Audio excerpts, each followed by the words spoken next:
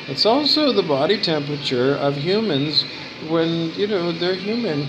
73 degrees, no, 37 degrees Celsius. 73 degrees Fahrenheit is a nice, comfortable summer day.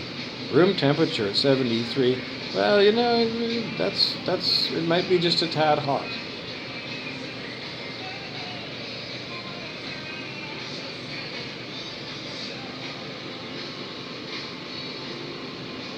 I don't know, it's very bright. We're trying to get my eyes for Christopher Doucette to look to see. Because he needs to see my eyes, because I can't see because somebody's aiming horrible. It's not the sunshine here. There's a directed energy weapon being ahead at my head. Do you get migraines? I don't know. Rena Benazza always used to say that she would get all this problem with headaches and migraines and things. It's electronic remote neural monitoring attack, because that's what it is. I don't know. I told her. I gotta go.